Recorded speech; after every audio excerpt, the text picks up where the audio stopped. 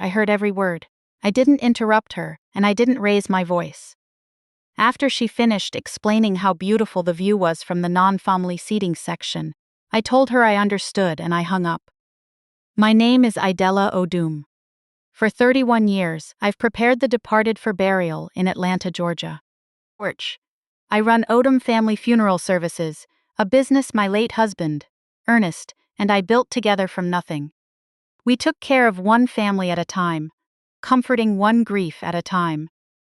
I've sat across from mothers who buried their children, wives who buried their husbands, and kids who weren't ready to face mortality. I learned long ago how to carry heavy weight without showing the strain. So when my daughter called to tell me her new husband's comfort was more important than her own mother's seat at her wedding, I didn't break down. I set my phone on the desk and quietly stared at the photograph of Ernest. I keep it right by the window, taken during our first year in business, standing in front of our building. He's looking just off camera, laughing. That was always Ernest, as if something beautiful was waiting just outside the frame. I thought about everything he built, everything we built. Odum Family Funeral Services wasn't just a business. Over 31 years, it became a sacred trust where people brought what mattered most: the remains of those they loved. 3 generations of Atlanta families had walked through our doors. That kind of trust can't be transferred. In the wrong hands, it wouldn't survive. And Zach Mercer, from the very first night I saw him, had been quietly eyeing and studying the hands that held it all. I noticed things about Zach that Moselle couldn't see, or refused to see. Across the dinner table, he would smile at me while asking unprovoked questions. Questions that made no sense unless he already knew the answers. His interest in our family always found a subtle way to loop right back to the funeral home business. His charm was a calculated slickness that took practice, and his warmth was a mask that required far too much effort to maintain. I had pointed these things out to Moselle calmly, specifically, and in private. She made her choice, so I made mine. My choice wasn't made on the afternoon she called. For the past 4 months, I had been quietly executing a plan step by step, document by document. With a steady hand, Ernest would have recognized instantly. He used to say, "You're the only person I know who can grieve and plan calmly at the same time." He meant it as a genuine compliment. Sitting in that office, I wasn't grieving anymore. Grief had served its purpose. What remained was something cleaner and colder, the part of me that knows how to handle situations that can't be undone. If this story touches something heavy you've been carrying inside, stay with me until the end. Feel free to leave a comment if you'd like. You don't need to explain, I'll understand. I took one last look at Ernest. Then I picked up my phone. Not to call Moselle back, not to argue, beg, or warn her again. I only had one call left to make, one I had been holding on to until the day I saw exactly what Zach Mercer was trying to take from our lives. I pulled up the number, pressed dial, and everything that followed was already set in motion. I had seen Zach Mercer before my daughter ever mentioned his name. It was late October, a Friday evening outside a high-end restaurant on Peachtree Road in Buckhead. I had just finished dinner with a colleague and was walking to my car when I heard the sound. It wasn't shouting, but something far quieter. A woman's voice kept low, not out of choice. I turned my head naturally. He was holding her arm. It wasn't a violent yank, and that was precisely why the moment burned into my mind. It was total control. His grip, his posture, his expression, all completely controlled. He held her with a slight smile on his lips, leaning in to whisper in her ear. The woman was nodding. The kind of nod someone gives to end an interaction, not to start one. Right then, a valet attendant walked between them holding car keys. The woman looked up for half a second, just long enough for me to see a faint look cross her face. Relief, or perhaps the hope of being saved. It's the look people get when someone interrupts conversation they didn't realize how desperately they wanted to escape. The valet walked right past. Whatever she hoped for vanished with his receding back. Her eyes dropped again. I stood completely still. He never saw me, and she never looked up again. I recorded his face in my mind the same way I record features in my line of work. No judgment, just absolute precision. Height, build, and that distinct stillness of a man accustomed to being obeyed in quiet places. I filed those details away in my mind and walked to my car. 6 weeks later, Moselle brought him to Sunday family dinner. He walked in wearing a tailored gray blazer, holding a bottle of wine he had clearly researched and carefully selected.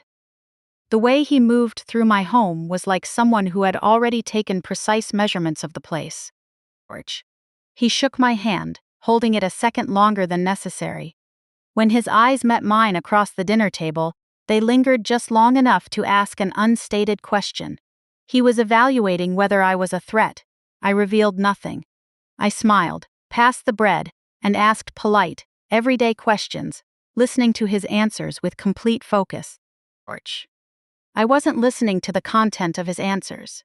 I was listening to the underlying shape and tone of how he talked about money, the future, Moselle's life, and his grand blueprint for her. By the time dessert arrived, I knew enough.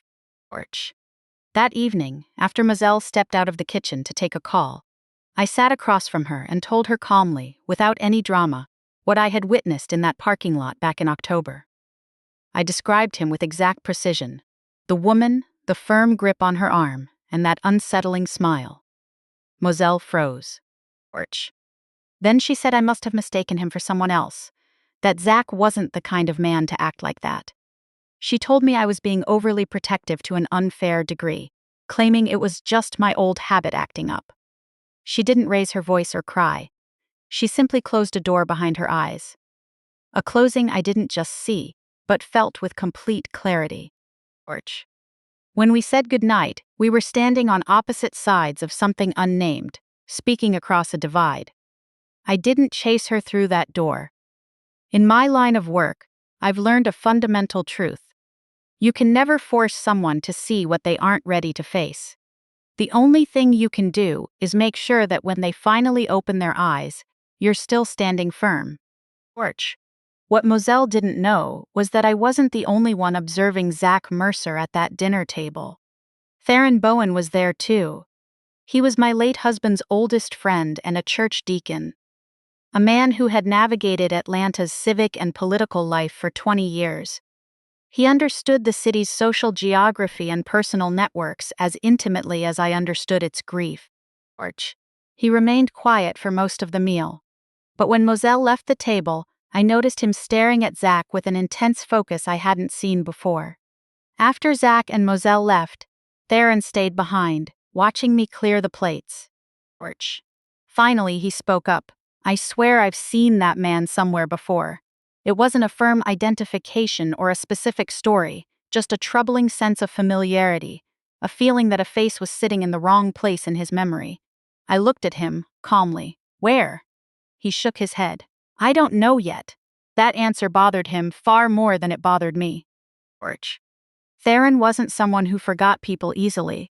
20 years of civic work meant thousands of names, meetings, fundraisers, church gatherings, boards, and public forums. He remembered faces as accurately as others remember phone numbers. The fact that he couldn't immediately place Zach meant he wouldn't stop thinking about it until he did. I knew that about him, and he knew I knew it, so neither of us said another word. A few seconds later, I handed him his coat. He took it, paused at the door, and turned back. If I've seen him before, he said, I'll definitely figure out where. I nodded. And that is where everything truly began. The final call I made that afternoon after Moselle called about the seating arrangements was to Josette Brooke. It wasn't the first call, it was the last. For 11 years, Josette had handled the legal and estate matters for Odom Family Funeral Services. She was thorough, unshakable, and never asked unnecessary questions. 4 months ago, when I went to her and explained what I needed, she didn't interrupt. She listened silently to the whole story. I told her about the engagement. I told her about the woman in the parking lot. I told her how Zach had casually begun asking about the company's ownership structure. inheritance rights, and how family businesses transition from one generation to the next. After listening, she said only one thing: give me a week to draft a framework. That was all. The legal documents we finalized on the morning of the wedding weren't rushed together at the last minute. Every single document had been drafted, reviewed, revised, and kept on standby for weeks. My call to her wasn't an instruction to start, it was a signal. The work was already done. I was simply telling her to close the net. Now, I need to explain what was truly at risk back then. Moselle held a 28% ownership stake in Odom Family Funeral Services. Ernest and I had written that into the commercial structure when we first formalized the business. That share was always meant for her, and it still is. But the greater risk wasn't Moselle's actual ownership. The greater risk lay in everything surrounding that ownership: control, succession rights, voting power, and future transfer rights. The core mechanisms that determine who ultimately influences a company and under what circumstances. A man marrying Moselle couldn't simply take her ownership outright. However, with a clever lawyer and enough patience, he could position himself right at the center of decisions he had no right to touch. He could make himself a major voice in conversations he had no business joining. Long before the engagement, Zach Mercer had been probing into the ownership structures of Georgia funeral homes. Those inquiries weren't enough to make a formal accusation, but they were more than enough to put me on high alert. I didn't know the full extent of his ambitions yet, but I knew plenty. What Josette built for me wasn't a transfer of Moselle's shares. It was a complete structural overhaul of the remaining portion that I still controlled. The succession clauses tied to my majority stake were completely rewritten. The rights regarding future equity transfers were heavily restricted. Voting control remained firmly right where it belonged. We added strict new covenants detailing exactly who could never acquire influence in the business through marriage, divorce, asset transfers, or indirect claims. Moselle's ownership remained completely untouched. Mine did not.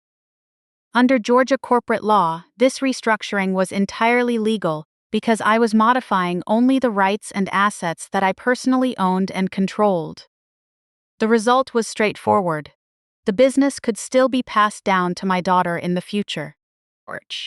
It simply meant it could never, under any circumstances, pass through my daughter into anyone else's hands.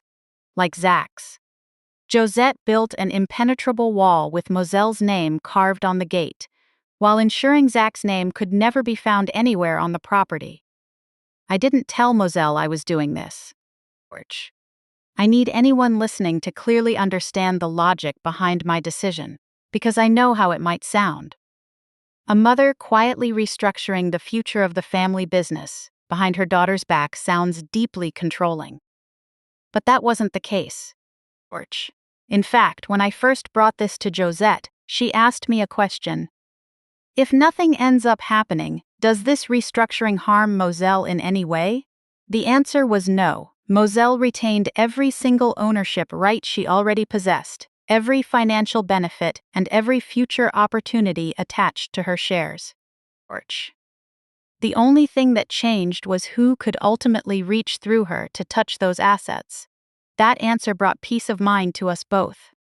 If I had told Moselle, she would have turned around and confronted Zach, telling him not to betray her. Because that's what a woman does when she trusts the man she's about to marry.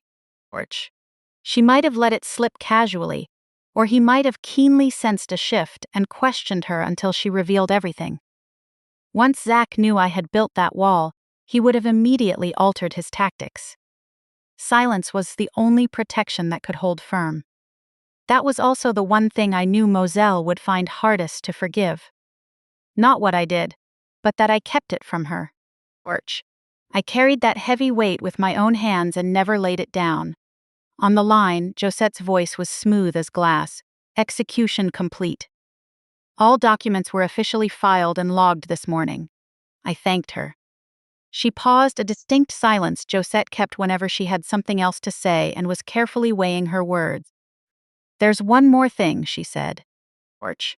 While reviewing public records related to this restructuring, I stumbled across something involving Mercer.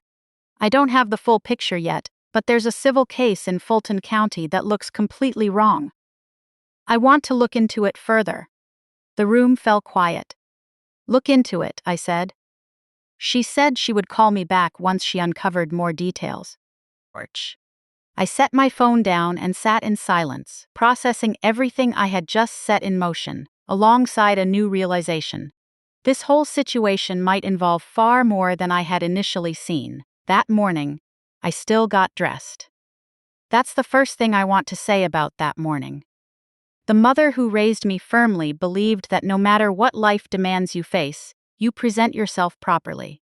Porch. So I ironed my clothes, did my hair, and sat at the kitchen table by 7:45 a.m., as if I had somewhere important to be. I wasn't going anywhere. I forced myself to eat scrambled eggs. I could barely taste the coffee. I finished them simply because wasting food felt like taking on yet another loss. And I was already carrying too much. Porch. Outside, Atlanta was putting on the kind of display expected of a spring Saturday. Neighbors were walking their dogs, and a car stereo echoed 2 streets over. An ordinary world moving through an ordinary morning, completely unaware of the dark currents moving beneath it. I knew exactly where Moselle was. I knew the precise time of her hair appointment. Porch. I knew the color of her dress, because 4 months earlier, before things grew tense between us, she had sent me pictures. It was ivory, with a draped open-back design. She was going to look beautiful. She always did. I sat in my kitchen and didn't go to the wedding. It wasn't because I was afraid, nor was it because I was too heartbroken to walk. Porch. I didn't go because appearing would mean stepping into a room where I had been intentionally placed out of sight. In my entire life, I have never compromised or diminished myself for a man who hadn't earned my respect. I had no intention of setting that precedent at my only daughter's wedding. I had drafted a text message 3 days earlier, on the night Moselle made that call.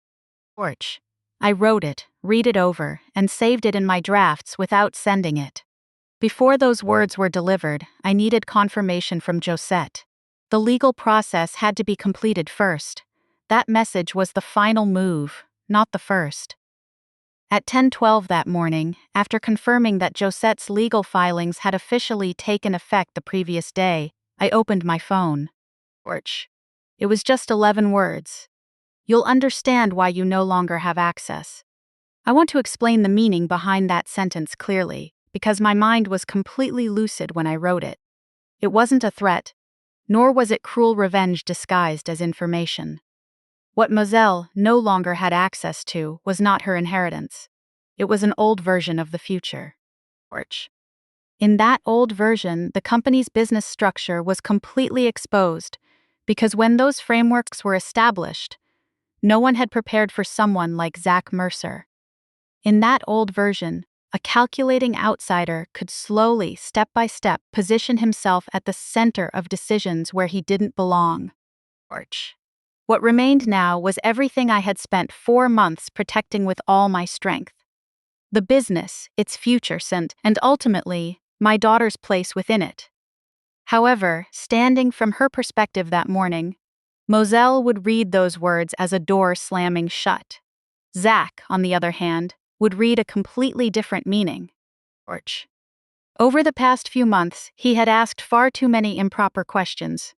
There was no way he would misread it. Ownership structure, succession plans, voting rights, how a family business survives the transition from one generation to the next. He always played it off casually, wrapping those questions in larger conversations. Porch. But to a man watching closely, it was more than enough to understand what a statement like that truly meant. Access. That was the core word he had been circling like a vulture all this time. I tapped send. I placed the phone face down on the table. 37 seconds later, the phone buzzed. It wasn't Moselle. It was Zach. That response time told me far more than the call itself. Porch. Moselle should have been the first to receive the message. She was the recipient. Yet, less than a minute after I pressed send, Zach was calling me.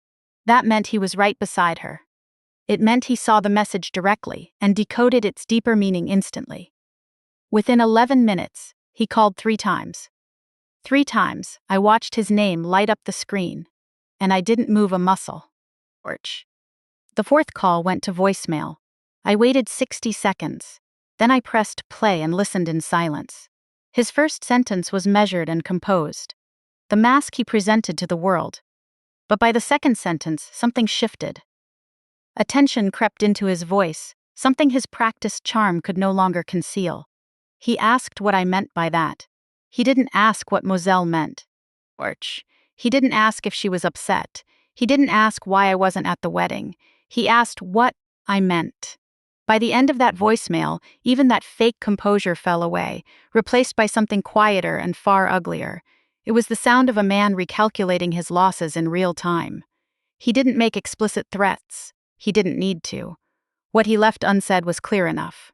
Orch. He knew exactly what access meant. He didn't call out of confusion, nor did he call because he was hurt. He called because something he thought would one day be easily within his reach had suddenly been moved somewhere he could never touch. I saved that voicemail. I turned the phone face down again. Outside, Atlanta kept moving. Inside, I sat quietly, digesting everything I had just confirmed.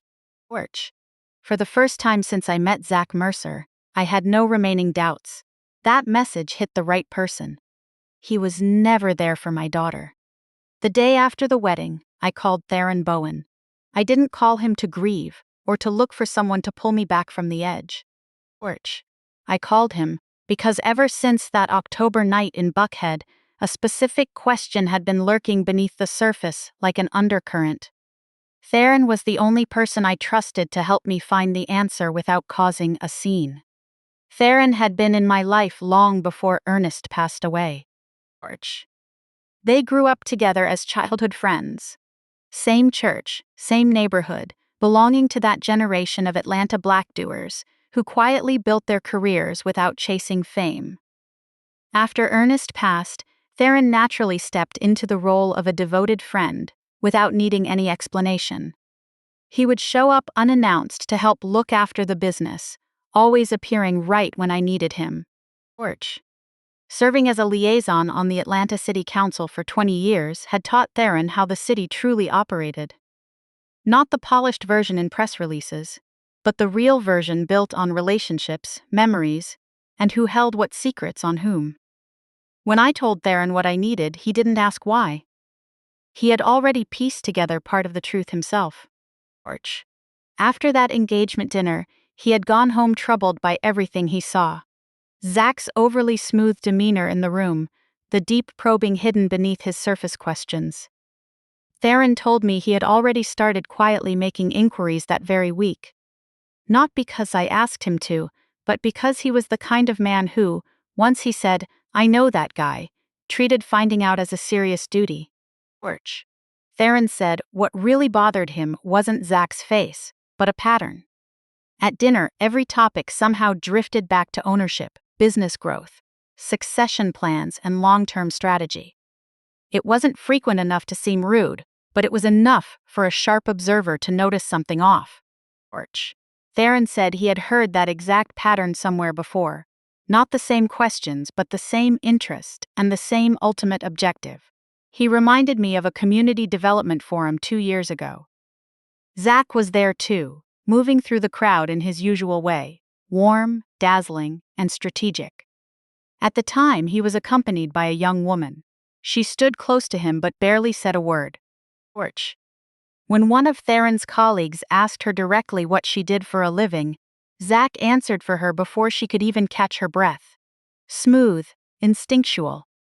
The kind of gesture you only notice if you're watching intentionally. Orch. Then, later that afternoon, Theron overheard Zach asking a property owner questions completely unrelated to the event. Ownership percentages, future asset transfers, and what happens when a business passes from one generation to the next. At the time, those details meant nothing. But looking back, They gave him chills. Torch. Theron was just observing back then, storing it away in his memory, not even knowing why he needed to remember it. That afternoon, he started using his contacts to make calls. His church network, 2 former city council colleagues, and a woman named Beatrice who coordinated vendor relations for citywide community events. By 6 that evening, he called me back. He had a name, Alyssa Coles. Torch. I wrote the name down on the notepad beside my office phone, the same pad I used to write down the names of families calling for the first time. I sat quietly looking at that name, just as I looked at the names of those families, unhurried, unprompted, giving it enough space to reveal its full weight before deciding what to do next. I didn't know Aya's full story yet. Torch. I didn't know what she meant to Zach, or what Zach meant to her. All I knew was that she was real. She had been in his life 2 years ago at a community event, and a man who naturally answers for a woman in public is a man who has practiced a specific form of control long enough to make it look seamless. As I sat there digesting this information, my phone rang again. It was Theron. Torch. He said he almost didn't make the follow-up call because he wasn't sure if it was relevant. But his gut told him I needed to know. Alyssa Coles worked for a floral supplier, a company that provided services to several funeral homes in the Atlanta metro area, including Odom Family Funeral Services. I set my pen down. Torch. I had been trying to figure out how to approach this woman discreetly and professionally, without alarming her while finding a natural reason to connect. I had been crafting a meeting that wouldn't look staged. Now, I didn't need to create an opportunity. It was already there. Torch. She had been moving through my professional world all along, delivering flowers to the very building Ernest built with his own hands, into the rooms where I quietly guarded everything he left behind. The foundation was already laid, I just hadn't looked down to see it. Torch. Before making formal contact with Alyssa Coles, I got to know her background first. Not through distant surveillance or suspicion, but by listening the way my profession taught me to listen. Without preconceived notions, carefully giving the information room to reveal its true meaning rather than what I hoped it meant. Torch. Through professional networks, casual conversations with people who knew her, and our funeral home's vendor records, a picture of her came together, piece by piece, over 4 days. Alyssa had worked continuously at that floral supplier for 3 years without a gap. She was so dependable that 2 funeral homes she served specifically requested her for ongoing orders. Torch. Everyone who mentioned her described her the exact same way. Reliable, quiet, rarely late. The kind of solid employee a business works hard to keep. Beyond that, details about her became vague. She hadn't always lived at her current address. In casual conversation, someone mentioned she had moved more than once before settling into her present apartment. Torch. No one seemed to know much about her life before she started working at the flower shop. Not because her past held anything untoward, but because she rarely spoke about herself. That detail caught my attention. Most people leave a trail of stories behind them.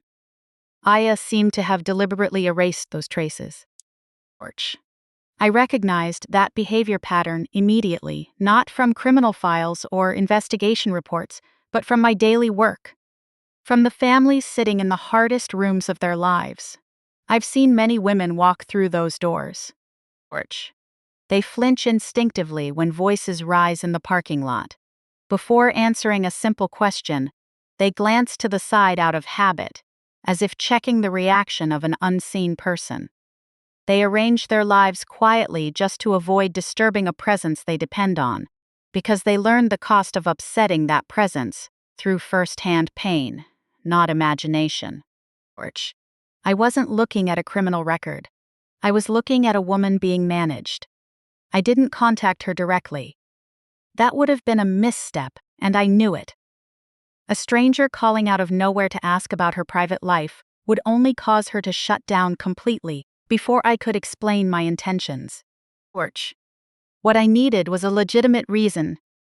A reason to put us in the same professional space that asked nothing of her and posed no threat to whatever she was working so hard to protect. Through Aya's company, I placed an order for flowers for an upcoming funeral. There was nothing unusual about it. Odom family was a regular client.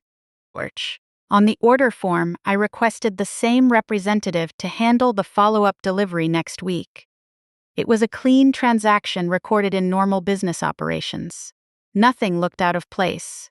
I was building a bridge, not setting a trap. Right then, Wendell Prentice called me.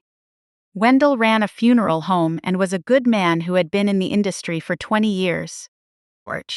I had known him through the Georgia Funeral Directors Association since before Ernest passed away. He called on a Tuesday afternoon, his tone cautious, the tone people use when they aren't sure if what they're about to say is appropriate. He said that about a week after my daughter's wedding, a man had visited his funeral home. Well-dressed, personable, asking questions that seemed casual on the surface, but weren't. The man wanted to know how funeral home ownership structures worked in Georgia, what role spouses typically played in family businesses, and how ownership interests were usually passed down smoothly from one generation to the next. Wendell said those questions struck him as unusual because they weren't things a grieving family would ask. They were the questions of a businessman trying to learn the inner workings of an industry from the outside. The visitor left a name Wendell didn't recognize. Then, Wendell described his appearance. Before he even finished his second sentence, I already knew who it was. Zach was trying to gather information outside of my funeral home. He couldn't walk into my building to ask those questions directly, knowing I would hear about it before the day ended. So, he went to a neighboring business he thought was far enough away to be safe. Because I had closed the door on him from the inside, he was trying to map out the business from the outside. I thanked Wendell, kept my tone steady, and hung up the phone. Then, I sat quietly for a moment. I was ahead of Zach, and I knew it, but being ahead didn't mean being safe. Being ahead simply meant there was actual distance between us, but that distance wasn't fixed. A man already on the move never stops, just because you aren't watching him. He was moving. That meant I had to take action too. After the wedding, Moselle called me twice. Both calls were brief, and both were the same performance. Everything is great. Just calling to say hi, don't worry about me. I let her make those calls. A person needs time to build the courage to face the truth. Forcing her before she was ready would only cause that door to shut tighter. The third call, however, was different. She didn't leave a voicemail this third time. She just texted, standard and direct, asking if I was in the office. No preambles, no formal greetings. I waited 20 minutes, then texted back, I'll be here until 5. She walked in at 3:20. She had her keys in her hand, the way she used to when she worked the front desk during her summers in college, holding them flat against her palms so they wouldn't jingle. She was wearing a simple coat and no makeup, and her hair was pulled back in a low ponytail that made her look 19 again, before any of this had a name. She didn't sit down right away. She walked to the window, the same window where Ernest's photograph sat on the edge of the desk, and looked out at the parking lot for almost a full minute before turning back. He wants me to ask about the non-voting shares, she said. Her voice wasn't angry. That was the first thing I noticed. It was tired, flat, and hollowed out in the way people sound when they've been arguing about something they don't fully understand for longer than they have the energy for. I stayed behind my desk. I didn't reach for my coffee. I didn't reach for her hand. Zach? I asked. He says if there's a trust structure, it affects our tax position for next year, she said. She was repeating it by memory, the phrasing unnatural on her tongue, the words selected by someone else, and handed to her like a script she had to deliver before she was allowed to come home. He says if you're making changes, we need to know so we can plan. And what did you tell him, Moselle? She looked down at her keys. She shifted them from her right hand to her left. I told him I'd ask. You didn't ask what the changes were, I said softly. You asked what they meant for him. She didn't answer that. She didn't have to. The silence in that room was the same silence I'd heard in 100 arrangement rooms over 31 years. The silence of someone who already knew the answer to the question they were afraid to finish asking. George. He's not listed on any document, Moselle, I said, keeping my voice as steady as the desk between us. Not as a beneficiary, not as a manager, not as an advisor. The restructuring didn't remove anything from you. It removed the path through you. She looked up then. Her eyes were wet, but she wasn't crying. Why couldn't you just talk to me first? George. Because if I had talked to you, you would have felt obligated to explain it to him, I said. And he is not someone who accepts an explanation. He is someone who looks for the next leverage point. She stood there for a long time after that. She didn't argue. She didn't defend him. George.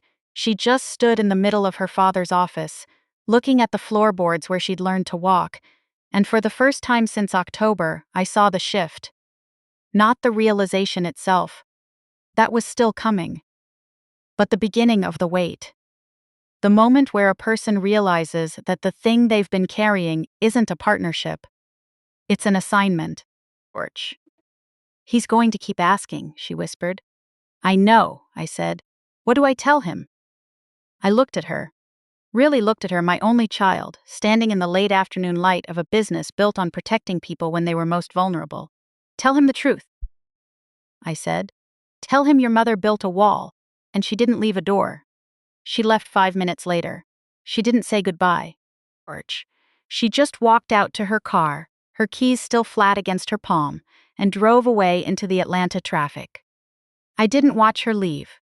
I turned back to my desk, picked up my pen, and wrote down the date for the flower delivery from Aya Coles' shop. The arrangements were already moving. All I had to do was be there when they arrived. George. The flower delivery was scheduled for Thursday morning at 9.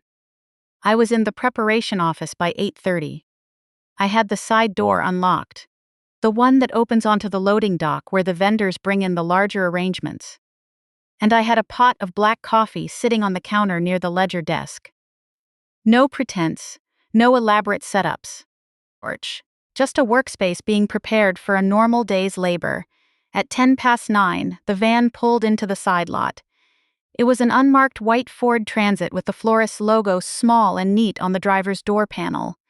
Aya got out from the driver's side. George. She was smaller than she looked in the Buckhead parking lot 6 months ago. Or maybe it was just the work apron and the canvas sneakers that made her seem lighter, more compact. Her hair was tied back with a dark scarf, and she was carrying a tall spray of white lilies and blue hydrangeas. A standard standing arrangement for a viewing. George. She brought them through the double doors, using her elbow to push the bar, her eyes focused entirely on the threshold so she wouldn't catch the frame. Just by the pedestal, please, I said from the ledger desk. George. She froze for half a second, just long enough to register that someone was in the room, and then her posture smoothed out into the professional neutrality of someone who did this 20 times a week. Mrs. Odom? She asked. Her voice was quiet, even, carefully controlled. Yes, I said. I stood up, but I didn't move toward her. I kept 2 feet of space between us. George. Thank you for coming out yourself, Aya. I know it's a full schedule on Thursdays. She set the arrangement on the mahogany stand near the viewing arch, adjusted one of the ribbon tails with a quick, practiced flick of her fingers, and then turned back toward me. She had her clipboard tucked under her arm like a shield. It's no problem, she said. George. We have 3 more deliveries in Decatur before noon, so I needed to get an early start. She held out the clipboard for my signature.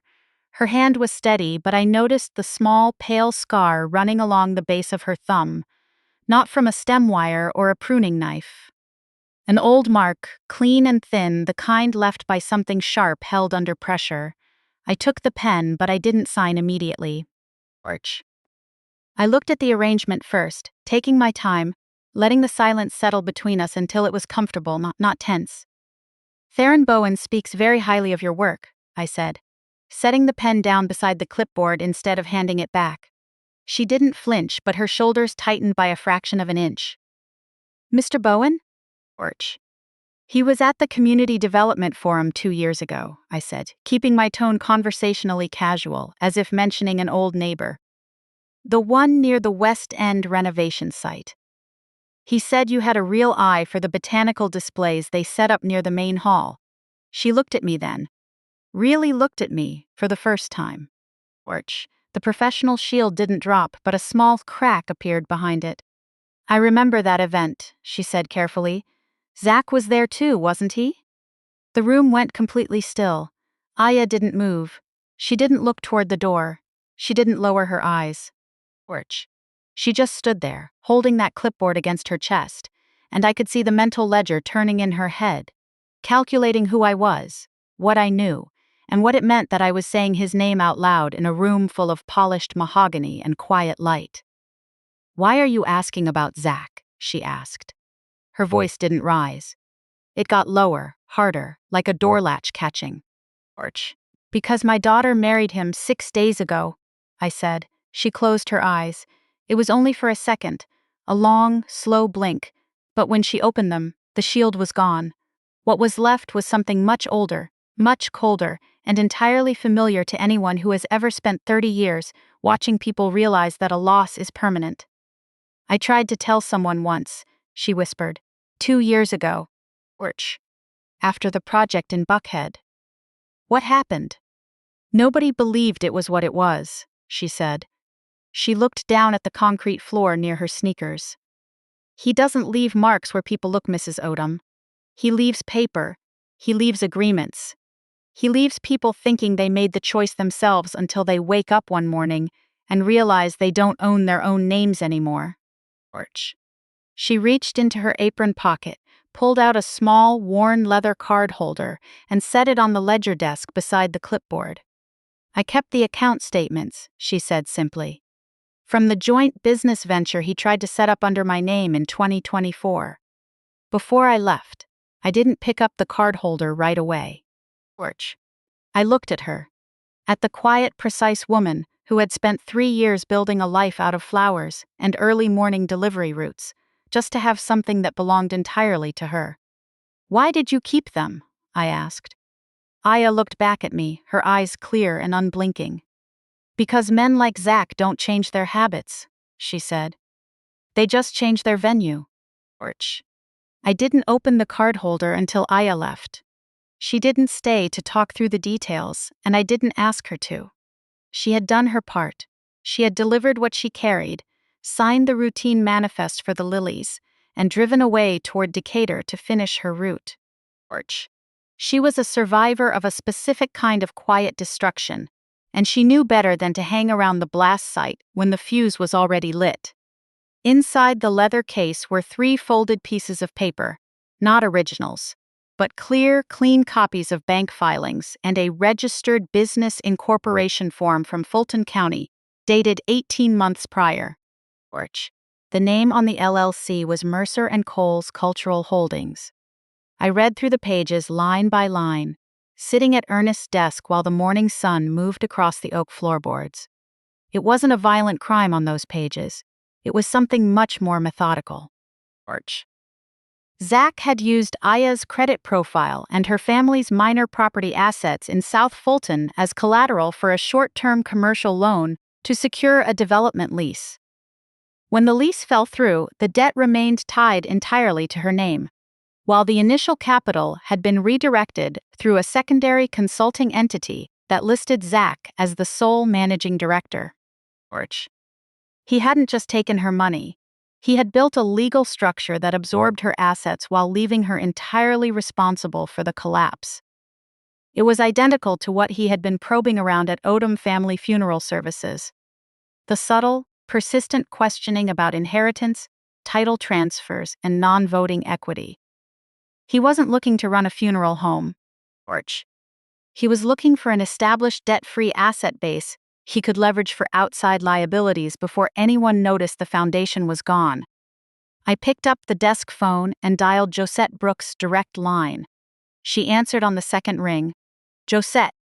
I have the Fulton County records, I said, the ones you were looking into. There was a brief rustle of paper on her end. The civil filing against Mercer? It's not just a civil filing, I told her. It's a pattern. He did it 2 years ago with an LLC registered in South Fulton. I have the bank routing numbers and the incorporation documents right here on my desk. Josette was quiet for 3 full seconds. The precise length of time it takes a good attorney to process a shift from a domestic dispute to a structural liability. Does Moselle's name appear anywhere on those secondary entities? She asked. Not yet, I said.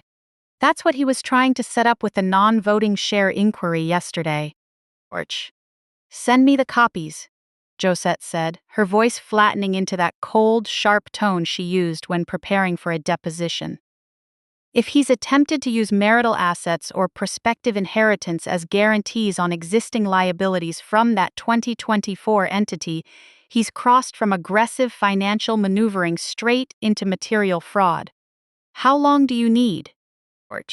2 hours to verify the filings with the county clerk, she said. And then I'm calling a meeting with his representative. No, I said. Josette paused. Idella, if we have the documentation. We don't call his representative, I said softly, looking out the window at the quiet street. We don't give him a stage to negotiate on. We hand the full file to Moselle. Idella, she's his wife now, Josette warned. If you give her that file, she might take it straight to him. He could attempt to settle or restructure the debt before we can lock down the remaining corporate protections. She won't take it to him, I said. Not this time. How can you be so sure? Because she came to my office yesterday to ask about non-voting shares, I said. And she didn't ask like a partner. She asked like a messenger who was tired of carrying the letter. I hung up the phone, placed Aya's records into a plain manila folder, and set it neatly on top of the desk beside Ernest's photograph. The trap wasn't something I had built. Zach had built it himself, piece by piece, document by document, over 3 years of calculated moves. I had simply built the wall that kept my family's work out of his reach, leaving him standing in the open with his own history catching up to him. All that was left now was to let the daylight in. Moselle came back to the office at 6 that evening. The building was empty. The evening viewings weren't scheduled until Friday, and the quiet inside the parlor was absolute. The kind of stillness that only exists in places built to hold heavy things. She didn't knock. She used her key, stepped inside, and closed the heavy oak door behind her. I was sitting in the main office, the manila folder, laying flat on the desk between the desk lamp and Ernest's photograph. I hadn't turned on the overhead lights. The yellow glow from the single lamp cast long, soft shadows across the room. You called me, she said. She was standing near the door, her coat still buttoned, her handbag held tightly against her side like armor. I did, I said. Come sit down, Moselle. She hesitated for a moment, then walked over and sat in the leather armchair across from me. The same chair where hundreds of families had sat over 31 years to write down the final details of the lives they loved. I didn't offer her coffee. I didn't reach across the desk. I simply opened the folder, turned it toward her, and slid it across the polished wood. What is this? She asked without touching it. That's the answer to the question you didn't know how to ask yesterday, I said. She looked down at the top page. Her eyes scanned the header, Fulton County Civil Records 2024, and then moved down to the name, Zachary Mercer. I don't want to see his business records, Mama, she said, her voice dropping into a tight, defensive strain. He told me he had an old entity that was dissolved during the real estate shift. He was open about that. He wasn't open about Aya Coles, I said quietly. Moselle froze. The name hung in the quiet room like a dropped glass.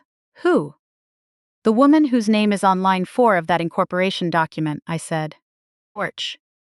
The woman whose family property in South Fulton was pledged as collateral for a $90,000 loan that vanished into a consulting firm Zach managed alone. Moselle's hand slowly reached out. Her fingers hovered over the paper for 2 seconds before she pressed them flat against the edge of the sheet. She didn't turn the page immediately. She just stared at the name, Aya Coles. Porch. Where did you get this? She whispered. She brought flowers here this morning, I said. She's been delivering to this funeral home for 3 years, Moselle. She works 60 hours a week delivering arrangements across Atlanta to pay off a debt that isn't hers. Because 2 years ago she believed a man who told her they were building a future together. Moselle turned the page. Porch. She read the second document in complete silence. I watched her face as she moved down the lines.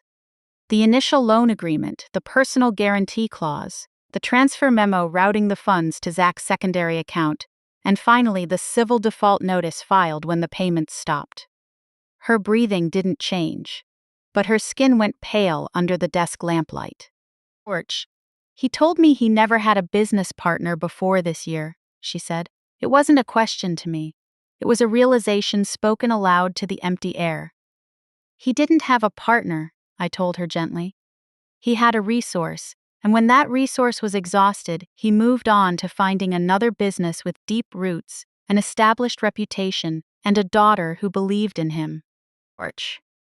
She closed the folder. She didn't slam it.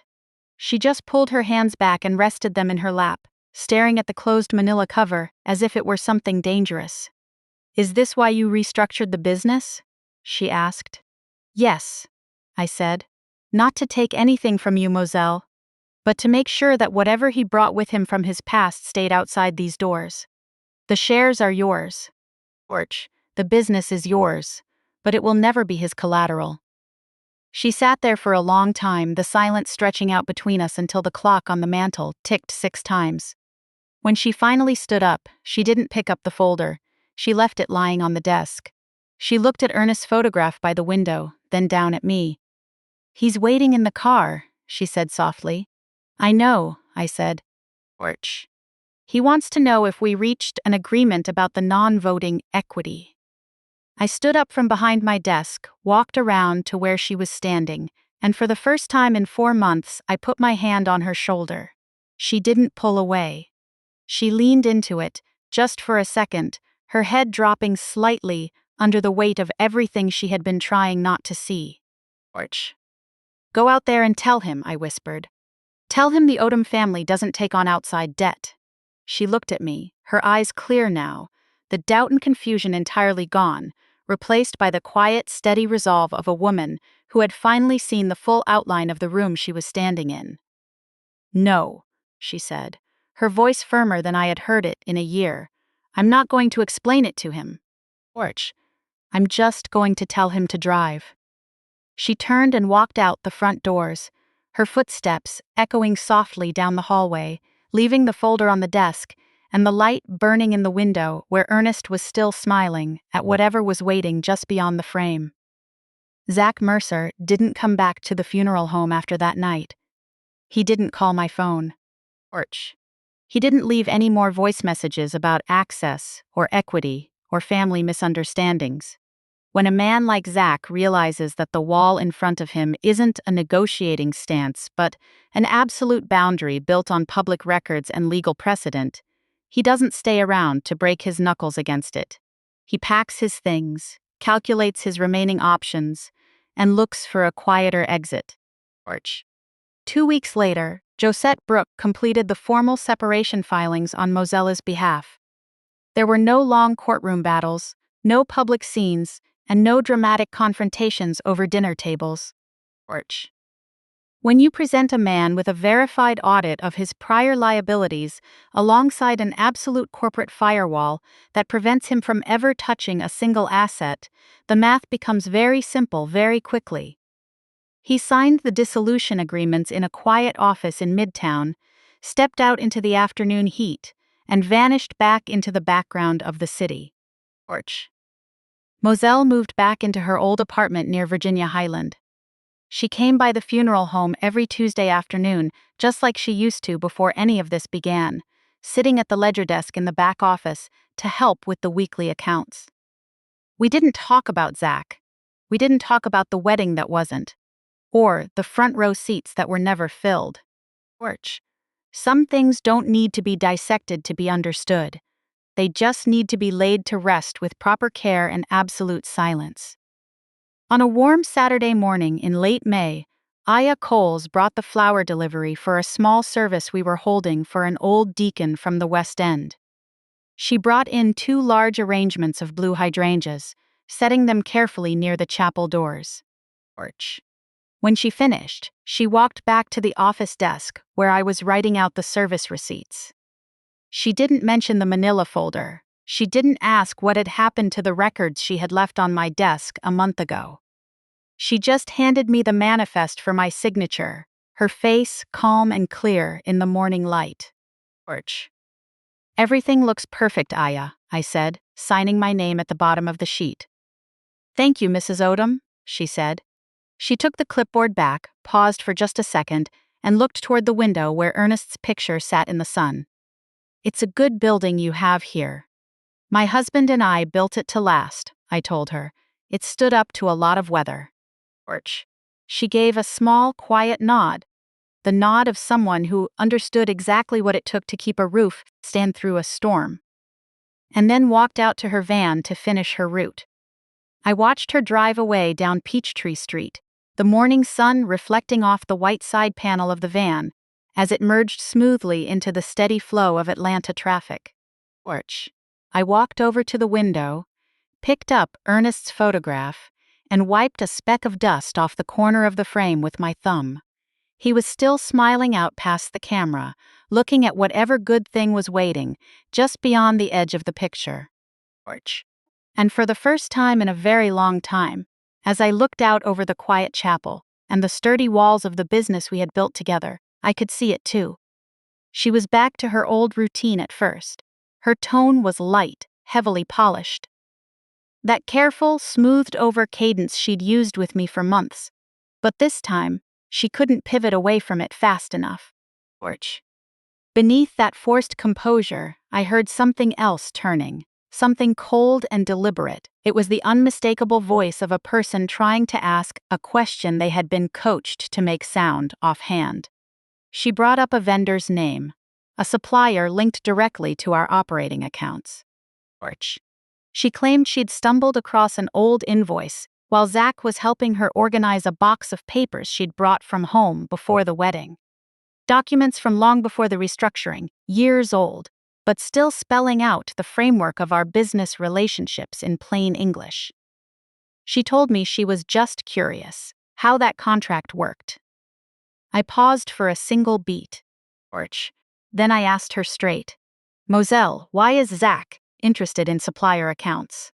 The silence that followed was long enough to tell me everything. He's not, Mama. He just wants to understand the family business. He wants to feel like he's part of things. She delivered the line too smoothly. Far too smoothly. That kind of fluency takes practice. I told her I understood. I kept my voice level, warm, and let it go. We traded 4 more minutes of meaningless pleasantries before saying goodbye. After I hung up, I sat at my desk and digested what had just happened. Zach had found those old papers, pre-restructuring files Moselle had packed away in a moving box without realizing what they meant.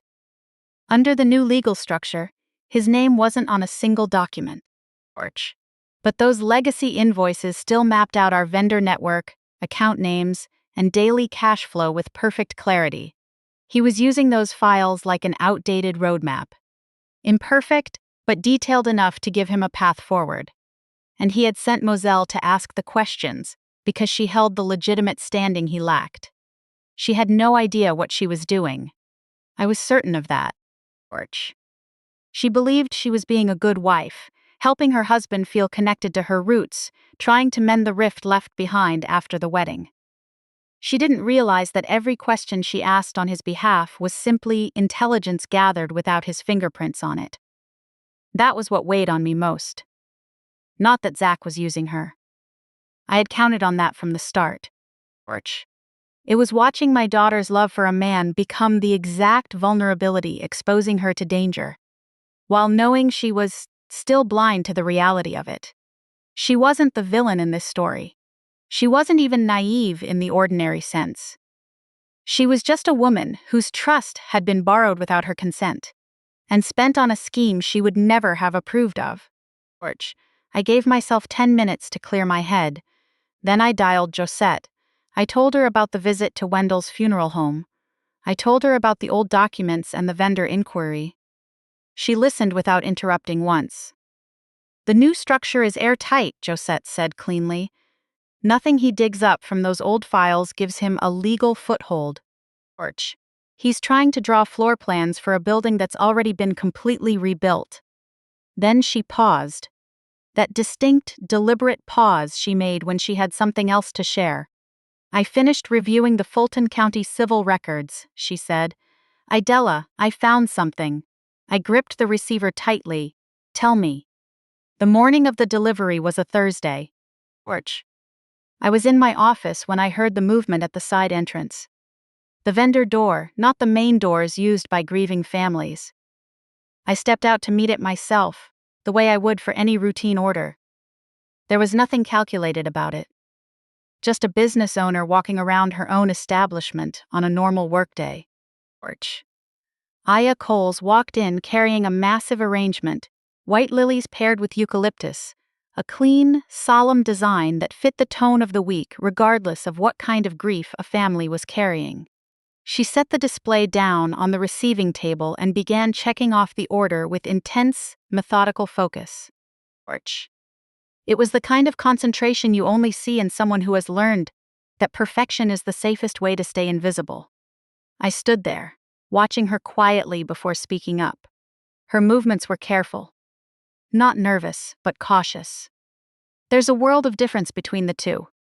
Nervous people make frantic, unnecessary gestures. Cautious people have learned to occupy only the exact space they need, not an inch more. I had seen that specific kind of caution in this building before. I'd seen it in women who spent years navigating and managing the unpredictable tempers of someone else. I thanked her for the delivery. She acknowledged me, though her eyes avoided mine. We traded the standard professional small talk, confirming the next drop-off date, preferred arrangements for the upcoming service, and how well the eucalyptus held up in the cooler. As she reached the door, she stopped abruptly. It wasn't hesitation. It was a decision. There's a difference there, too. She turned around and looked straight at me for the first time since walking in. It was a very specific look. I'd seen it on the faces of people standing in this building, close to something heavy they couldn't name, but could deeply feel. The look of someone standing next to a person who had already carried the weight they were currently bearing, and had come out the other side with their spine intact. "You're Moselle's mother," she said. It wasn't a question. "I am," I replied. I asked her, in a tone completely free of pressure, how she recognized me. She went quiet for a moment. Then she told me Zach had a photo on his phone from a family birthday gathering 2 years ago. Moselle, myself, and 2 of Moselle's cousins, taken right in my backyard. He'd shown her that photo once while talking about Atlanta. Talking about influential families, businesses built to last, and the people who understood the unspoken rules of how the city worked. He'd specifically pointed me out, not as an enemy or an obstacle, but as a woman who guarded her family's assets fiercely, asked too many questions, and never let her guard down. I listened, my face revealing nothing. A man doesn't waste time discussing a woman's family business with someone he claims has no connection to it unless that business is occupying a massive amount of space in his mind. A man doesn't repeatedly single out a specific person unless that person represents a serious threat to him. Whether he realized it or not, he had been telling Aya exactly where his attention was focused all along. I thanked her again, keeping my tone professional and calm. Aya nodded and turned back toward the exit. Then she stopped a second time. She didn't turn around this time. She spoke facing the door, her voice dropped low. The quiet tone of someone saying something they've held inside for so long they aren't sure their body will let them finish. She said that for a long time she had wanted to talk to someone. She just didn't know who was safe. After a brief beat, she added one more thing. She said every time she thought about speaking up, she remembered the car was in his name. The apartment lease required his signature. Virtually every piece of stability in her life was tied to him in a way she couldn't untangle. She wasn't proud of it, but it was the reality she lived with. People always talk about leaving, as if it's a simple choice. Sometimes it's just cold, unforgiving arithmetic. I let her words settle in the quiet room before responding. "You're welcome back anytime," I said. "My door is always open. Nothing more. No urgency, no demands, no pressure that might alarm a woman who had learned to read every subtle form of control." She walked out. But she left behind something no legal document could replicate. A signal that she was ready, and a confirmation that I was the person she had been waiting to tell. Aya called 4 days after that delivery. The first call came on a Monday evening just after 7. She started talking almost immediately. Not rushing, but with extreme care. It was the voice of a person listening to her own words in real time, checking every sentence for safety before letting the next one out. She was testing the waters, trying to see if it was actually safe to speak those secrets out loud. I didn't interrupt her. I just listened. During that first call, I didn't ask a single question. 20 minutes later, she said she had to go. I told her I was glad she called. That was all. 2 days later, she called a second time. This conversation lasted longer. The pauses between her sentences grew shorter, the careful editing giving way to the truth. By the third call, I had the full picture. Zach had met Aya at a community health fair in southwest Atlanta when she was 26. It was one of those vendor events filled with tables, free tote bags, and friendly crowd noise. She had only been in Atlanta for 14 months, with no family within a 4-hour drive. She was working at the flower shop, barely covering her rent, living on a margin so thin that missing a single shift meant everything fell apart. She wasn't facing a dramatic crisis. She was just surviving, day by day, like anyone who couldn't afford a single misstep. Zach introduced himself as a community developer. He was warm, attentive, and unhurried. He remembered the small details she mentioned in passing and brought them up naturally in later conversations. In less than 3 months, he had positioned himself as the most dependable presence in her life, and in less than 5, he had quietly arranged things so that every piece of that dependability bore his name, not hers. The car was registered to him. She drove it every day for work, but on paper it belonged to Zach. He set up a joint bank account, deposited the initial funds, and managed it himself. She quickly learned that using those funds without asking first carried unspoken, heavy consequences. On her apartment lease, he was listed as the primary tenant.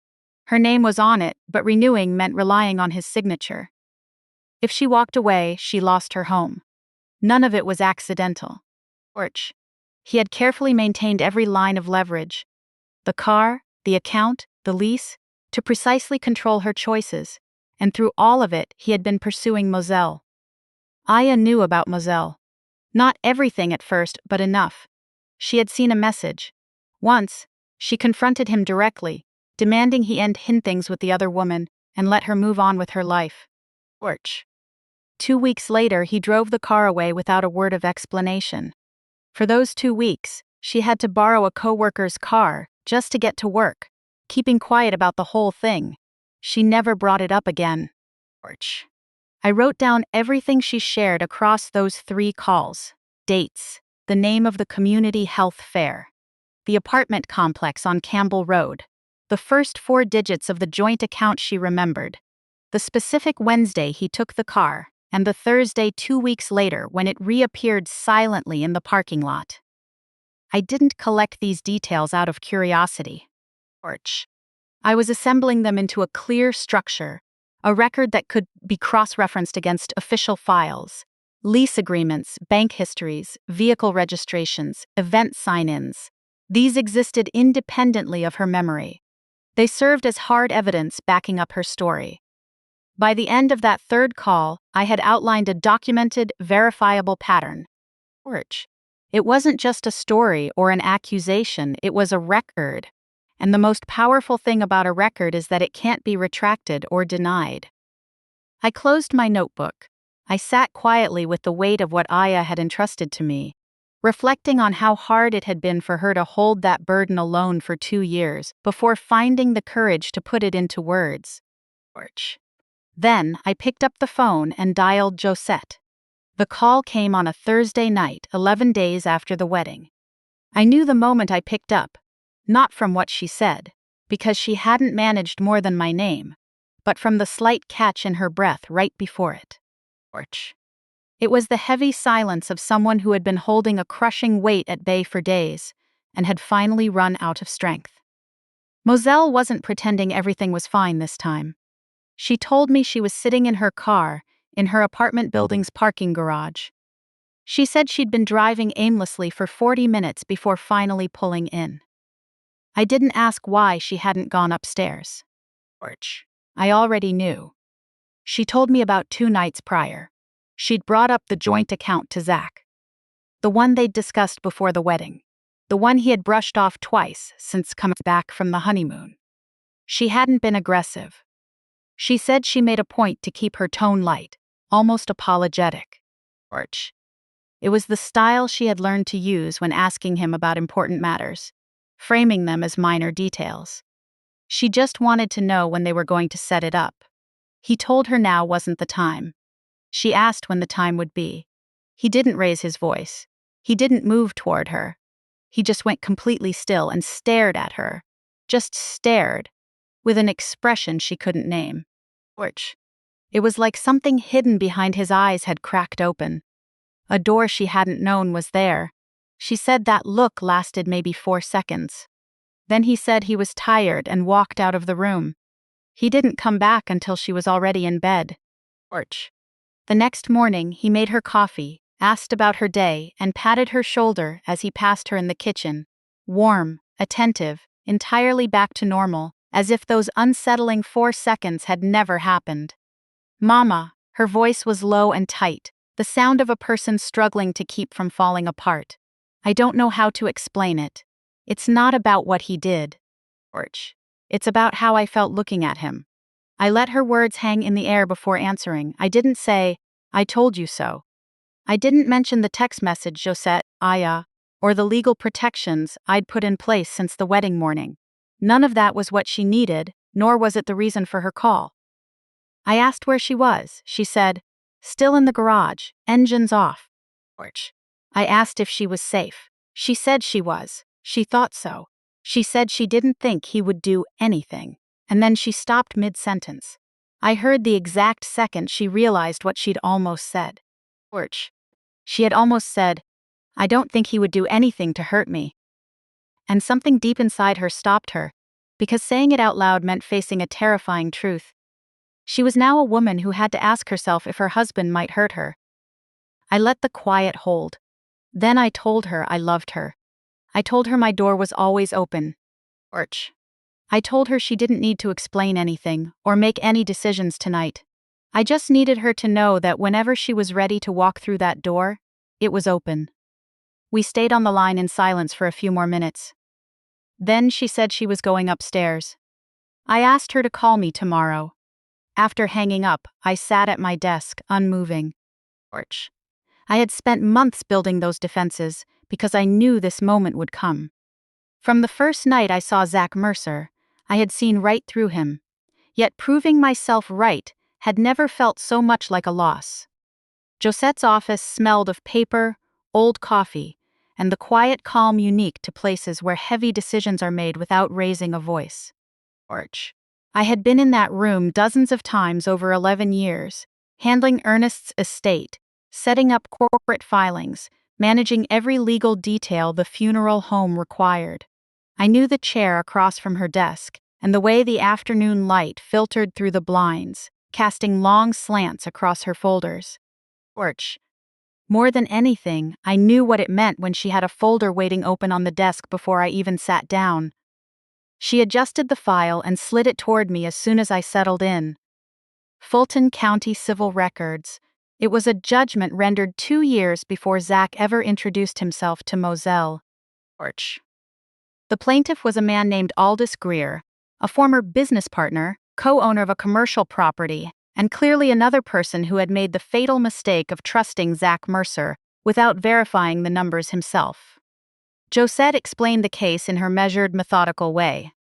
Greer and Zach had co-owned a small commercial parcel in East Point. When they agreed to sell, Zach handled the valuation process. He presented Greer with a set of figures justifying a larger split of the proceeds for himself, based on an appraisal report he had commissioned and controlled entirely. Greer signed. The sale went through. 2 months later, while reviewing records for a different transaction, Greer brought in an independent appraiser. The numbers didn't match. It wasn't a minor discrepancy. It was substantial enough that Greer filed suit. After reviewing the evidence, the court found that Zach had deliberately concealed and misrepresented material facts during the sale. The ruling went in Aldous Greer's favor, a judgment of $63,000. I stared at the number on the page. He never paid it off, Josette said. Not in full. He's made sporadic payments, negotiated extensions, doing just enough to avoid aggressive enforcement. That judgment is still active, sitting right there in the public record for anyone running a proper background check. I asked her why this record hadn't surfaced during our initial checks. She was direct as always. When you first came to me, I ran standard business and title checks. My focus was on ownership structure, what legal standing he could claim through marriage and how to shut those avenues down. I didn't run a comprehensive litigation and civil judgments sweep at that stage because there was no legal cause to expand the scope. It wasn't part of the initial mandate. She paused. When Aya's account came in, when you described the financial control methods she experienced, that gave us reason to widen the net. The scope changed because the pattern changed. She closed the folder and rested her hands on top of it. This gives us real leverage, she said. On its own, this judgment tells a clear story of a man manipulating financial arrangements for personal gain, going far enough that a court issued a formal ruling against him. Combined with Aya's documented account and the parallel relationship he maintained throughout the engagement, a very specific narrative emerges. A pattern of deceit. A pattern that existed long before the marriage and carried straight through it. She selected her words carefully. This doesn't automatically grant grounds for an annulment, she clarified. Georgia courts annulments under very narrow circumstances, and fraud alone rarely meets that bar. But it creates a solid evidentiary record. If Moselle decides to end this marriage, this becomes a documented history of Zach misrepresenting his identity, withholding critical facts, and manipulating financial relationships before and during the marriage. I nodded. The distinction was critical. Josette wasn't staging a dramatic courtroom show. She was building an ironclad record. Moselle hasn't asked us to do this, Josette added. I know, I replied. But if the day comes when she asks, she tapped the folder. She won't have to start from scratch. I sat in the quiet office taking it all in. Everything collected since October. The incident in the Buckhead parking lot, the dinner, the phone calls, Aya's 3 conversations, and now this judgment. It was all assembled, recorded, and ready.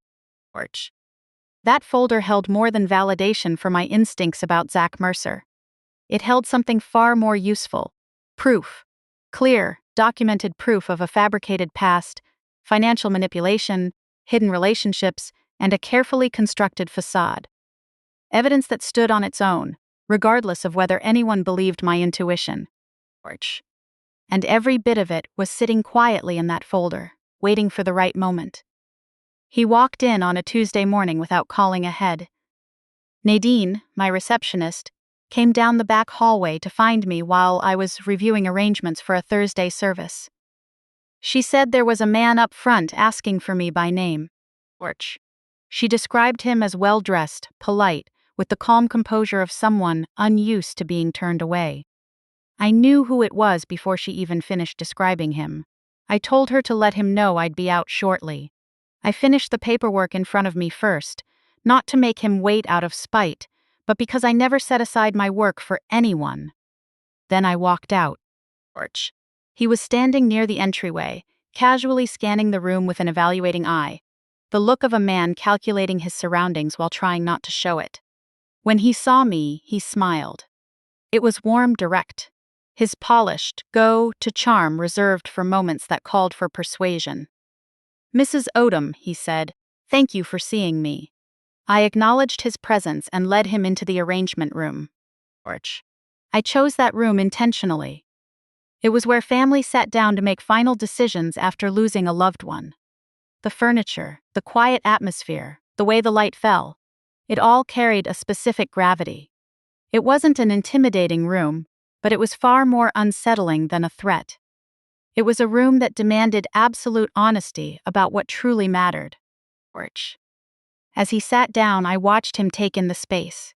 He adjusted his posture slightly, a subtle recalibration he couldn't entirely hide.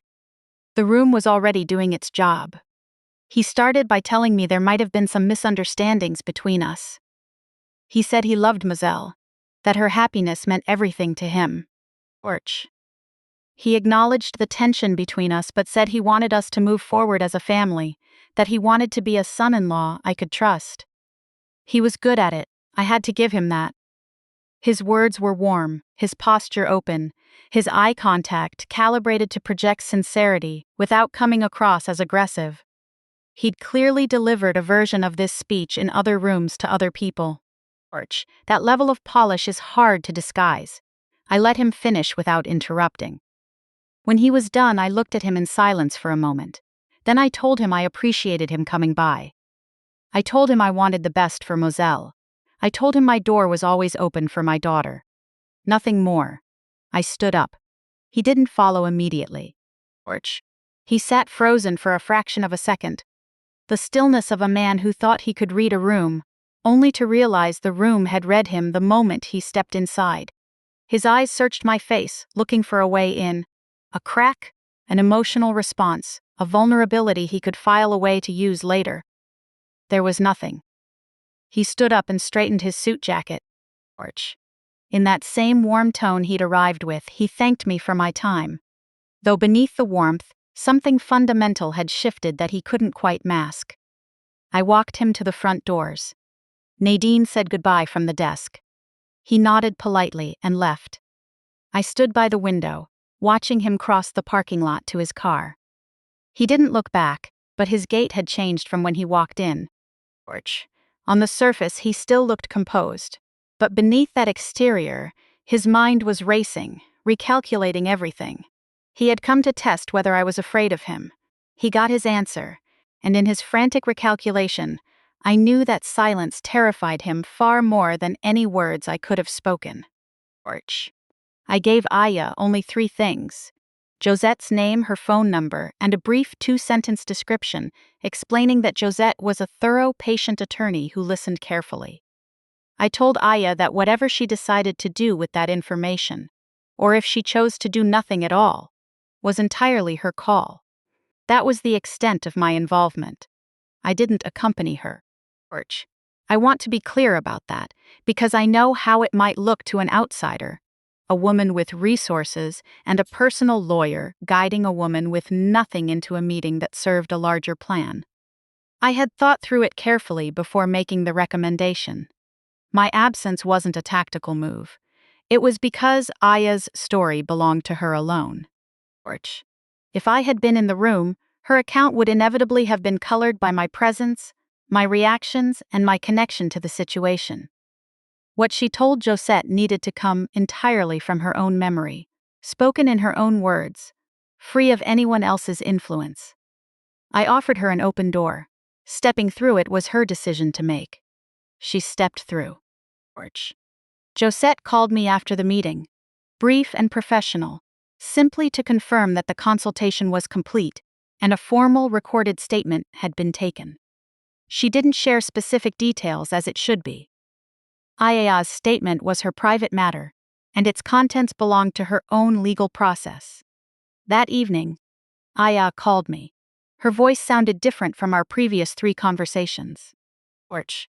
Those earlier calls had been cautious, feeling out the ground to make sure it was safe to speak. This time her tone was quieter, grounded, and steady. She said the meeting made her feel as though a heavy weight she'd been carrying, for 2 years, had finally been set down in a safe place. I told her I was happy for her. I meant it deeply. We sat in silence for a moment. Porch. Then she mentioned one detail she hadn't included in her formal statement. Not because she had forgotten, but because she'd been turning it over in her mind since leaving Josette's office, trying to decide if it was truly important, or just something that felt significant to her. I invited her to share it. She said it happened about 6 months before the wedding.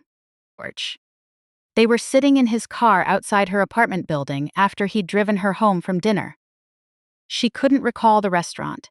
They were talking, drifting into that familiar dynamic where he talked at length and she simply listened. Zach had gone quiet for a moment, looking out at the parking lot, before offhandedly mentioning that some opportunities only come around once. Porch. He said. When a real chance presents itself, you have to move, even if it means stepping over people who aren't sharp enough to see where the future is heading. Then he turned to her, smiled that smooth, practiced smile of his, and added that the best part about people who trust you is that they never see the turn coming until they're already behind you. Porch. She told me she hadn't understood what he meant at the time. She had just thought it was more of his grand business talk. But sitting in Josette's office, listening to the legal definitions of fraud, leverage, and material misrepresentation, those words had come rushing back to her with terrifying clarity. I listened to her recount that memory, feeling a cold, familiar calm settle over me. Porch. It was the final piece of the puzzle. Not legal proof, but a direct glimpse into how Zach Mercer viewed the world and everyone in it. I thanked Aya for sharing it with me.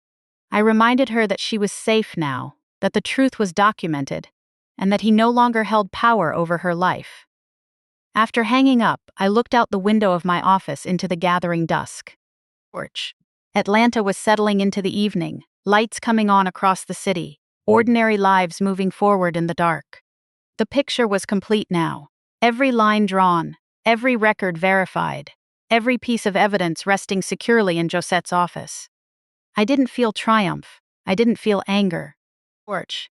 I felt the clean, quiet stillness that comes when a long, necessary task is finally finished. The same stillness I'd felt 100 times in arrangement rooms after the last detail was settled and the heavy work was done. Zach Mercer had built his entire life on the assumption that people were too trusting, too distracted, or too afraid to look closely at the details. He had banked on silence. Porch. He had counted on women keeping his secrets out of shame, fear, or love. He had simply chosen the wrong family to test that theory on. I turned off the desk lamp, walked out of the office, and locked the front doors behind me, leaving the building quiet and secure in the Atlanta night. Porch.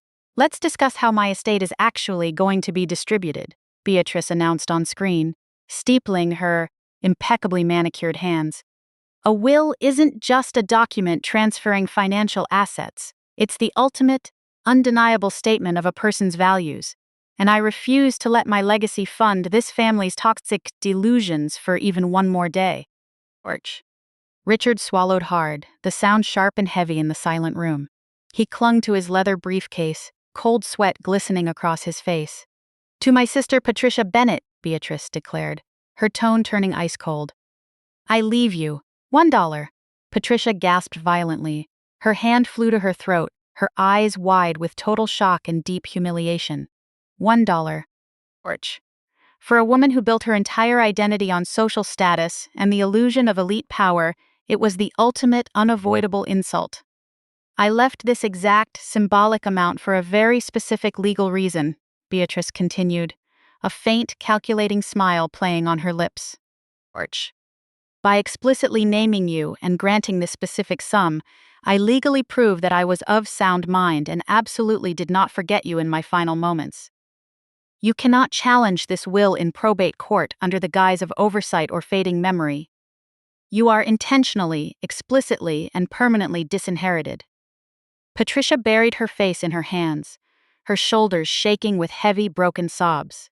Orch. There were no loopholes left. No high-priced attorney could save her. She had been completely outsmarted by the sister she had mocked for 5 long years. Beatrice's gaze shifted, slightly, staring right through the camera at Jason with an intensity that raised the hair on my arms. "To my nephew, Jason Bennett," Beatrice said, pronouncing his name like a disease. "You stole from me, George. You framed your sister. You weaponized your entitlement, believing you were completely untouchable because your parents always paid to sweep your messes under the rug." Jason squeezed his eyes shut. The senior officer kept a heavy hand planted on his shoulder. Jason shook his head, muttering panicked, breathless denials, but no one in the room was listening. George. "To you, Jason, I leave no monetary assets," Beatrice delivered the final blow. "Instead, I leave you the unedited, high-definition recordings of your numerous felonies. The footage from 5 years ago when you raided my floor safe, and the footage from just this month of you forging my checks and signature. George. My attorney, Gavin, has already handed every unedited hard drive directly over to federal investigators and tax authorities." Jason let out a guttural, desperate wail. He collapsed over the table, utterly defeated. George. The dangerous underground lenders were coming for him this Friday. Federal authorities were closing in today, and his entire empire of fraud had just been burned to the ground by a dead woman. Finally, Beatrice's expression softened completely. The cold, calculating edge vanished, replaced by a deep, radiant warmth. George. She looked into the camera, and for the first time in 20 years, I felt someone looking at me with unconditional pride. "Finally, to my niece Carolyn Bennett," Beatrice said softly. I sat motionless in my pristine white suit, my heart beating steadily in my chest. "Carolyn, you survived their cruelty." Beatrice smiled.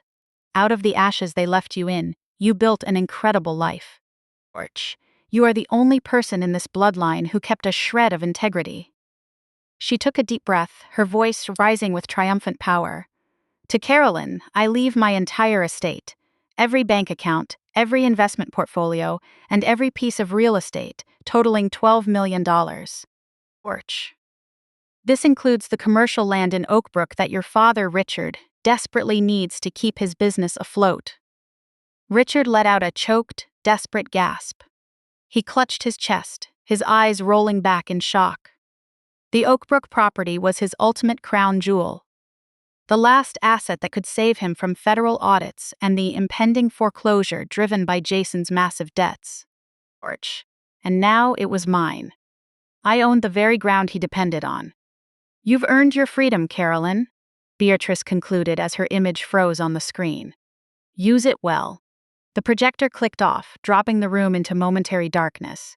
A soft motor hummed as the heavy blackout shades rolled back up, flooding the glass boardroom with bright Chicago daylight.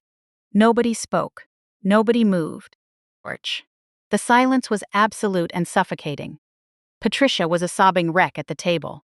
Richard sat paralyzed, staring blankly at the wall as the reality of his total financial ruin set in. Jason was hyperventilating, his face pressed flat against the polished mahogany. Then, the silence was broken by the sharp snap of metal. The senior officer stepped forward. George. He unhanded Jason's shoulder and reached behind his tactical belt, unclipping a heavy pair of steel handcuffs. The chain clinked sharply in the quiet room. He didn't walk toward me. He didn't even look at the woman Patricia had demanded he arrest. Instead, the officer grabbed Jason by the collar and hauled him up. George. The cuffs snapped shut over Jason's tailored cuffs with a harsh ratchet sound, cutting right through the heavy atmosphere. It was the undeniable sound of real accountability. Jason twisted frantically in the officer's grip, his expensive shoes sliding uselessly against the plush carpet as he tried to find traction. "You can't do this," he shrieked, his voice cracking into a desperate whine. "George. I'm a respected developer. That video is fake. I demand my phone call. Dad, tell them to stop. Tell them who we are." The younger officer stepped up. grabbing Jason's other arm and locking him in place. "Jason Bennett," the officer declared in a flat, authoritative tone, "you are under arrest for financial elder abuse, forgery, and federal wire fraud. You have the right to remain silent. Orch. Anything you say can and will be used against you." As the officer read his rights, Richard snapped out of his shock. Seeing his golden boy, the one supposed to save the family legacy, handled like a common criminal, reignited his arrogant defiance. Richard slammed his hands on the mahogany table and lunged toward the officers. "Orch. This is a massive mistake," Richard roared, his face turning a deep, angry crimson. "You are making a terrible error. My son is a wealthy man. I'll have your badges for this." The officers didn't even blink. They tightened their grip on Jason, completely unbothered by the screaming old man in the suit. Orch. Realizing his usual intimidation tactics meant nothing to actual law enforcement, Richard spun around wildly. His panicked eyes landed on Kiara. She was still standing against the back wall, perfectly composed, holding the thick legal binder against her chest. "Chiara!" Richard barked, pointing a demanding finger at his daughter-in-law. "Don't just stand there like a deer in headlights. Orch. Get your phone out right now. Call the firm. Get the top defense attorneys in Chicago on the line and tell them to bring a blank check to the station for bail. We are burying this ridiculous farce immediately." Kiara didn't reach for her phone. She didn't flinch, and she certainly didn't obey. She stepped away from the glass wall, her heels clicking rhythmically across the floor. Orch. She walked right past sobbing Patricia, right past the shredded fake Will, and stopped right at the mahogany table. She looked at Richard with a coldness so intense that my father involuntarily stepped back. Then, Kiara looked at Jason.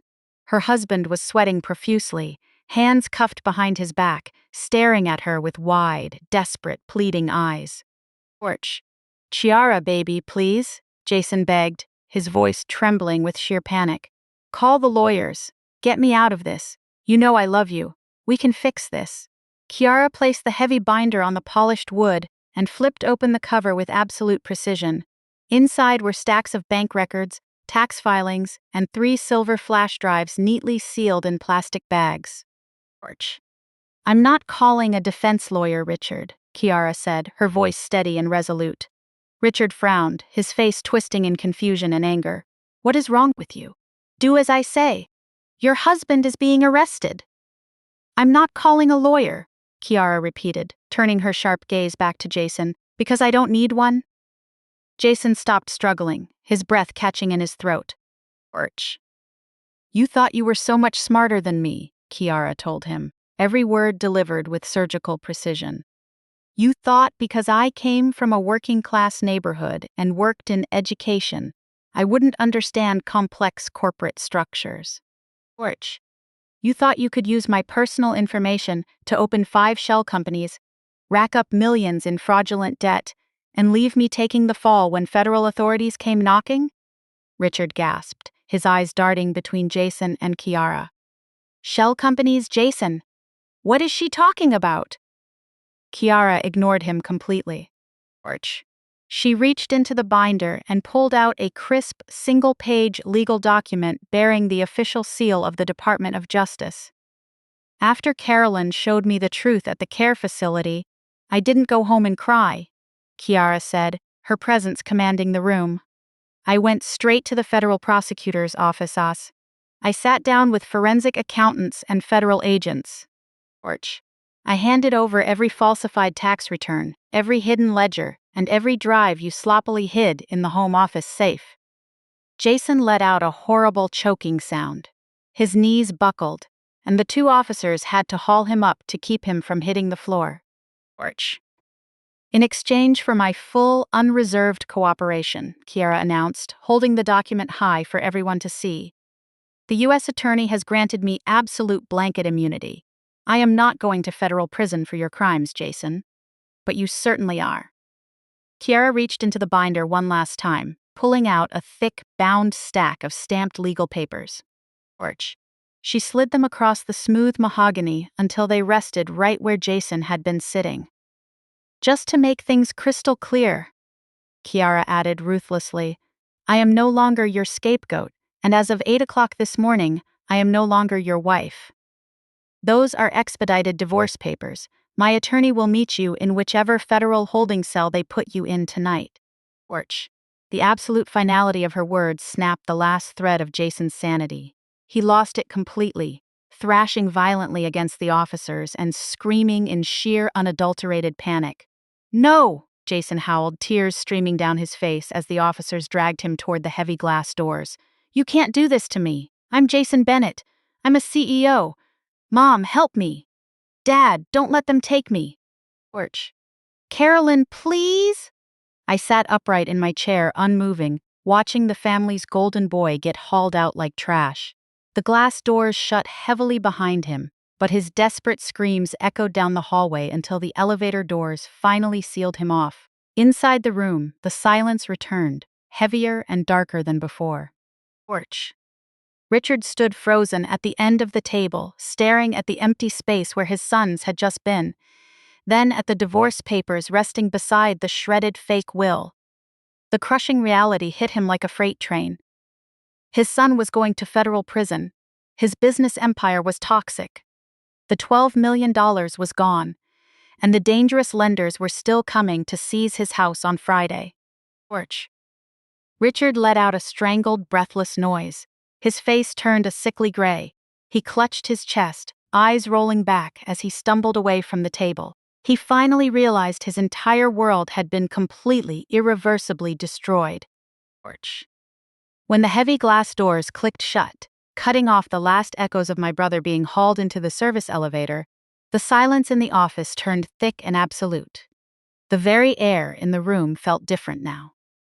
Richard remained slumped in his leather chair, hands dug deep into his chest, gasping for air. Orch. He wasn't having a medical emergency. He was experiencing the total collapse of his entire reality.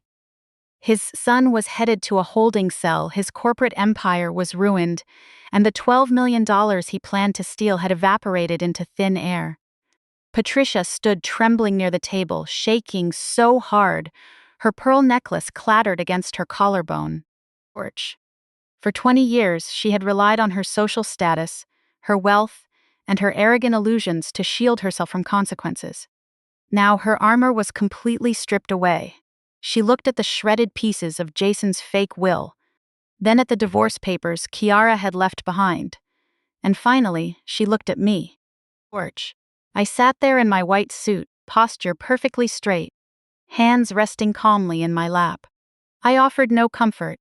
I didn't reach out to help my father. I just watched them drown in the very ocean of despair they had pushed me into 5 years ago. Patricia took a shaky step toward me, her designer heels dragging awkwardly. Orch. The woman who had spent 2 decades mocking my clothes, criticizing my career, and labeling me a thief could barely stand. Her knees gave out. She didn't just fall. Patricia Bennett, the undisputed queen of Oakbrook High Society, physically collapsed onto the floor. She ended up on her knees right in front of my chair. Orch. She reached out with desperate, trembling hands and grabbed the fabric of my trousers. The expensive makeup she had spent hours applying was completely ruined, mascara streaking down her face in ugly black tracks. Her eyes were wide, bloodshot, and filled with a pathetic, hysterical terror. She looked up at me from the ground like a terrified child. Carolyn, please? Orch. You have $12 million. You can pay his bail. You can pay off those lenders. They're taking our house this Friday. You're our daughter. We're blood. Her sharp, hysterical sobs bounced off the glass walls. She clung to my legs, her fingers digging into the suit fabric. Please, Carolyn, she wept, her voice breaking into a harsh, raspy noise. Jason is your brother. Orch. Federal prison will destroy him. You know how fragile he is. He won't survive a place like that.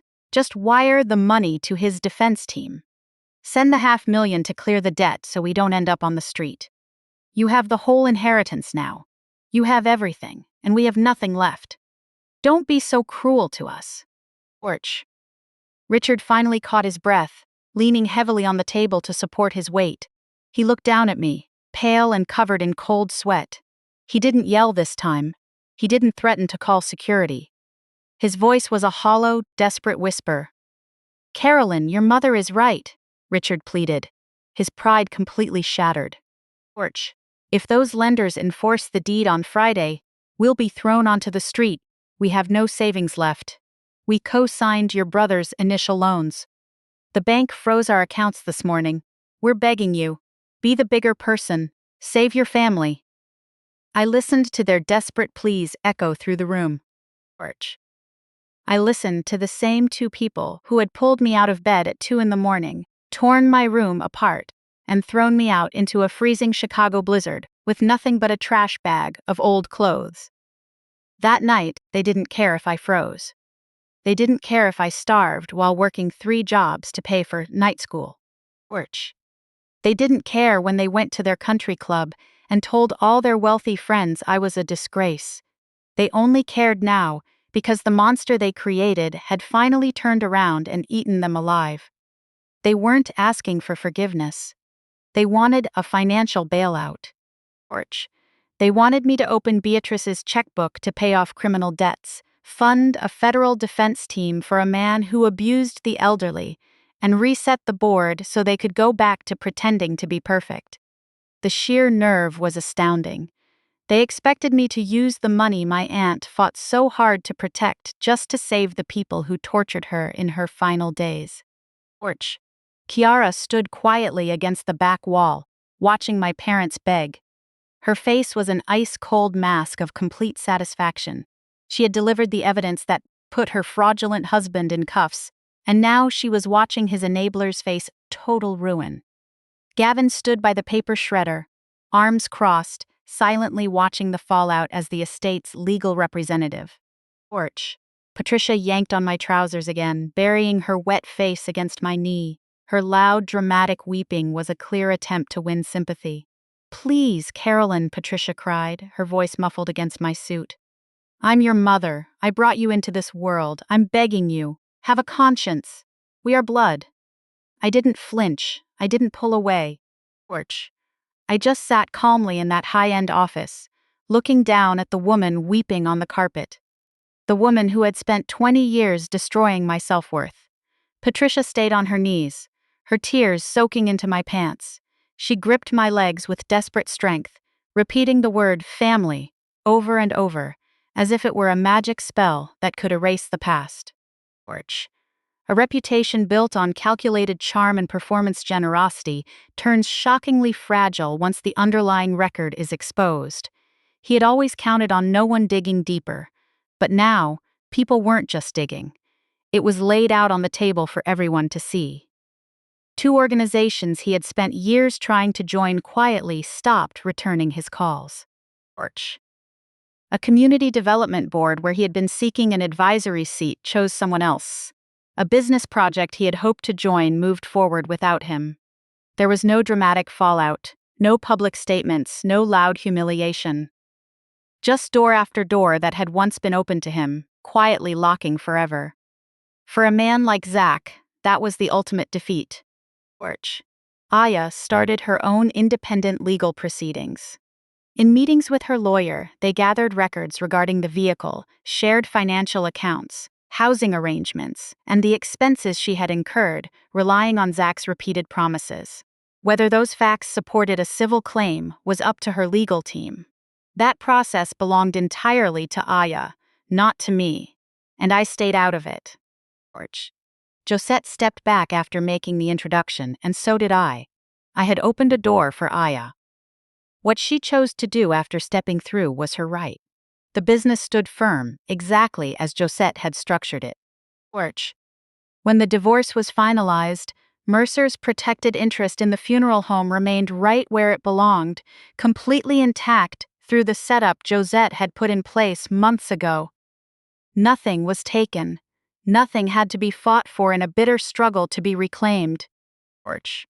The protective framework did exactly what it was designed to do: completely isolate the family's assets from a marriage that should have never had access to them in the first place. 3 months later, on a Wednesday morning, I was at work. A family walked in: a grandmother, 2 adult children, and a teenage granddaughter. George. The granddaughter sat a little apart from the rest, carrying that specific posture young people have when grief is still too fresh, feeling like something happening to someone else. I brought them water. I sat across from them. I listened to them talk about the man they had lost, just as countless families had done in this room, using the telling of his story to begin bearing the weight of their loss. Mercer sat at the front desk, not beside me. She had her own work to handle. But she was right there, grounded and focused. It was the stance of someone who was no longer pretending to be okay, but was actually becoming whole again. In a quiet moment after one family left and before the next arrived, I stood by the window. The afternoon sunlight poured in, just as it had every day since this building was erected. I wasn't speaking to anyone out loud, but I made the promise in my heart all the same. I didn't move. I didn't need to. I simply ensured that there was nothing left here worth taking, while everything worth protecting was still standing tall.